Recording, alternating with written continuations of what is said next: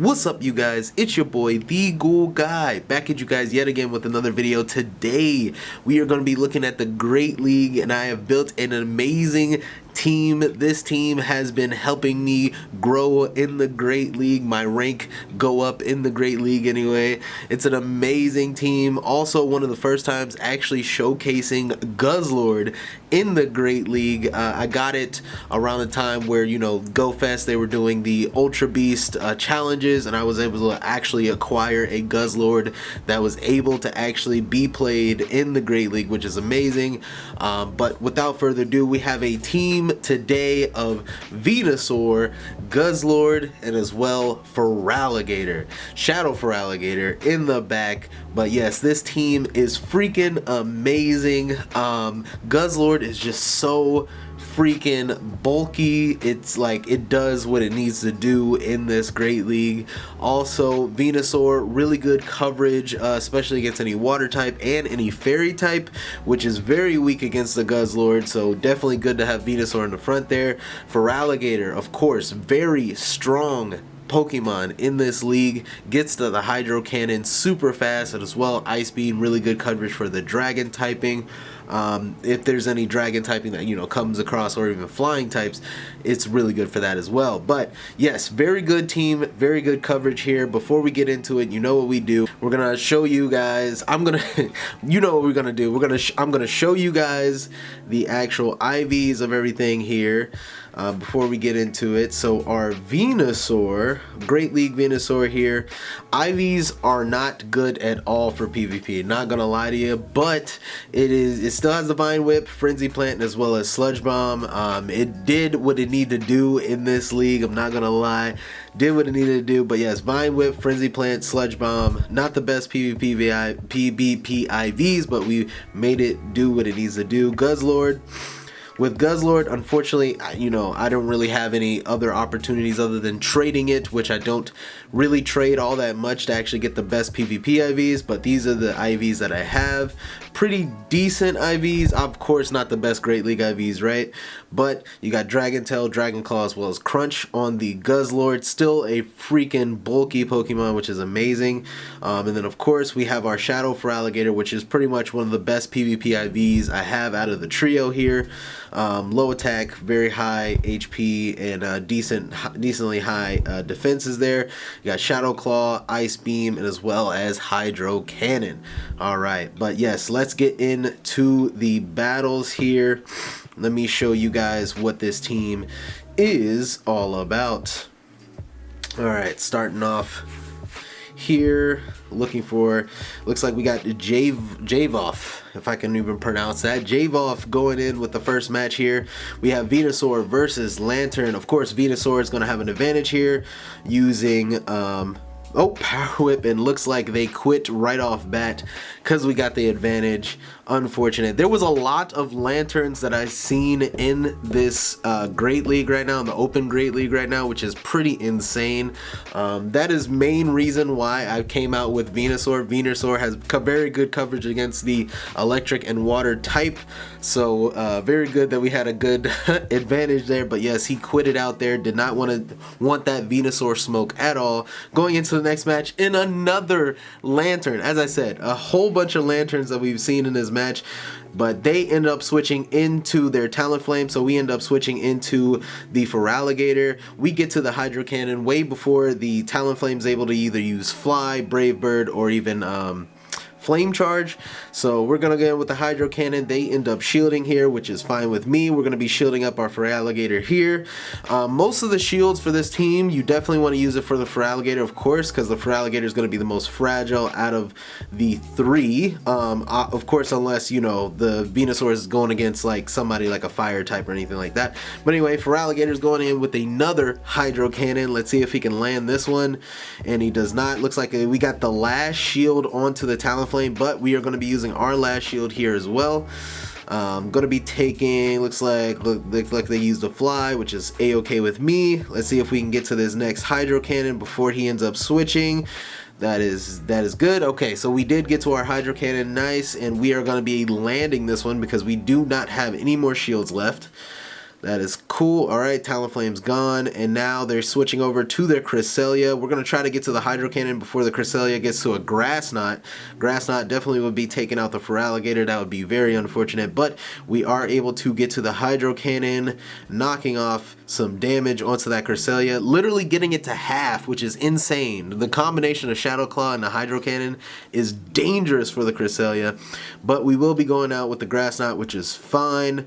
Now we're going to be switching over to the Guzzlord. Guzzlord's part dark, so that would be good for the Cresselia. They end up switching to the Lantern, and then we're going to wall them with the Venusaur, which is going to be nice. We're going to be using a Frenzy Plant. Frenzy Plant is going to do a lot of damage to the Lantern. He is not going to be okay. Boom, one-shot KO from the Venusaur. They switch over to the Cresselia, and yes, the Cresselia just gives up there. And good game to my opponent. We won that one. But yes, this team has been very good, very flexible. Been loving this team so far. Definitely recommend it. Especially if you guys know good, like, know when to switch your Pokemon at the right time, know when your Pokemon is able to handle the different charge moves and everything like that, so you can, make sure you don't use all your shields. Another good lead here, we have Venusaur versus Swampert. They switch over into their Ninetales. Of course, we don't want to switch into our Dragon, so we switch into Feraligatr. Feraligatr is going to be using Hydro Cannon. Hydro Cannon does a whole lot of damage to Ninetales, especially Alolan Ninetales. Well, both, to be honest. They will do a lot of damage. And yes, took out majority of the health of the Ninetales. They do not want to use that shield. And yes, they give up on that match. Unfortunate, yes. But yeah, that is 2 games where the opponent literally just left completely. That is just insane. Yeah, this team is just super powerful, amazing. Yeah, I had to stop right there for just a quick second just to be like, what is going on? Why are these people leaving so fast? But yeah, we definitely took out that Ninetales pretty fast there. And yes, we're moving on to the next one. Going on to Tentacruel versus Venusaur. Now, pretty good lead, pretty good matchup here. Of course, Tentacruel is going to have Poison Jab, which is going to do some decent damage onto Venusaur, but Venusaur is part poison, so it does neutral damage, not as much as if I was Pure Grass. We're going to be getting into the Frenzy Plant here, see if we can land it onto the Tentacruel. Tentacruel ends up shielding, unfortunate. So Tentacruel is probably going to try to whittle me down here. I'm not sure, I forgot if I use a shield here. Yes, we do use a shield here. This is going to be the Acid Spray. Acid Spray is going to reduce my attack. They end up switching last minute into Toxapex. Same typing, so toxic, same typing, poison and water. Frenzy Plant's still going to do a decent amount of damage. I believe we get it at least to half. We end up switching our Venusaur, leaving it off from the Tentacruel in the back. We switch over to the Guzzlord. Guzzlord should be able to take a Brine, if not a Gunk Shot, or a, what is it? Yeah, Gunk Shot. Gunk Shot still does, holy moly, still does a whole bunch of damage, which is insane. We're going to be going in with the Dragon Claw though. See if we can take out the rest of the Toxapex's health here. Alright, looks like we don't, but we do get one more farm down. So we should be pretty close to another charge move depending on what he brings in next. Let's see what he brings in next. It's going to be, looks like it's going to be the Azumarill. Azumarill, of course, is going to not take any damage to the Dragon Tail. So we're going to be using, or the Dragon Charge move, so we're definitely going to be using Crunch here. Crunch still not that effective, but still going to take a good amount of damage out, which is fine with me. Let's see if we can get to another charge move. We can't, unfortunately. Now, the Azumarill already has charge moves ready. I already know. It definitely farmed me down there. We switch over to the Venusaur, see if we can catch the Azumarill. Unfortunately, they end up switching, and they end up switching into the Tentacruel, which is very fine for me. We end up taking each other out. That is fine. And then we switch over. It's going to be Feraligatr versus the Azumarill. I am going to have enough health and as well as enough energy, but at the same time, if he uses a fairy type move, I'm pretty sure I'm going to be really hurt from that. Let's see what it ends up doing here. If it's an Ice Beam, I can survive it. If it's not, I'm definitely going to be taking some damage. Let's see. It is an ice beam, and I'm going to be able to get up to 2 hydro cannons, because I'm pretty sure, if I'm not mistaken, I think he has 1 more shield left. Either 1 or 2 shields. Let's see what he has here. Boom, that's the first shield. Let's see if he shields this one. Let's see if he shields that one. No, he does not. Cool. And let's see if we can get to... Nope, we cannot get to our last one.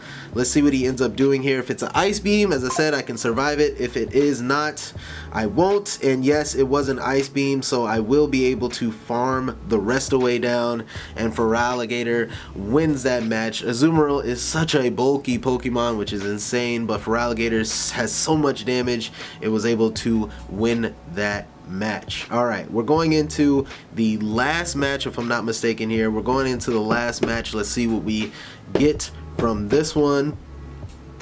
Once I started here. Let me fast forward just a little bit here. Alright, yes, once we get into it here, we're loading in. Let's see who our last opponent is. It is going to be Brian Lewis. Brian Lewis, he's going to be starting out with the Ninetales. Now, of course, Ninetales not going to be good for Venusaur at all. So what we're going to do, we're going to switch into with the Guzzlord. Thing is, if you switch in with the Feraligatr, you already know you're going to be countered, and look at that, they came in with the Leafeon. That would have been deadly for my Feraligatr, so we're going to keep that in the back.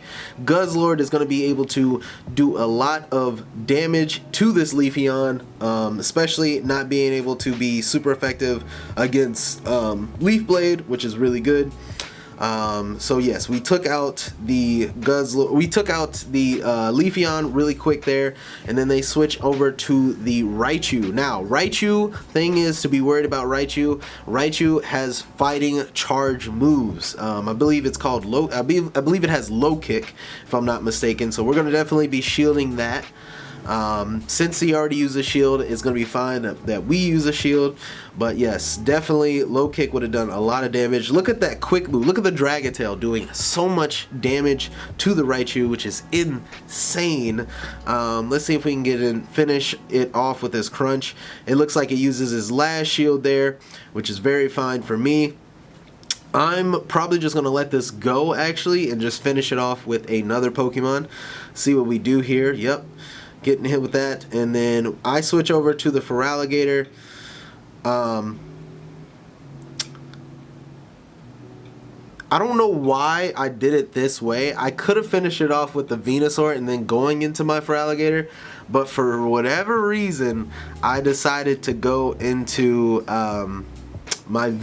for whatever reason, I decided to go from my Feraligatr to the Venusaur, thinking I was like trying to outsmart or outplay him anyway.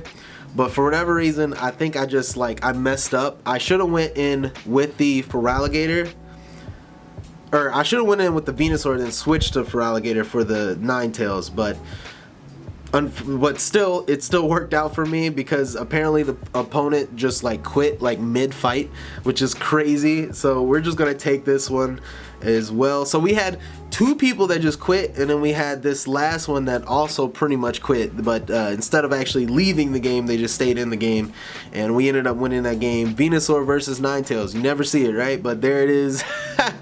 But yes, we won that one as well, and I believe that was a full set. Yes, that was a full set, 5-0 set actually, which was really cool.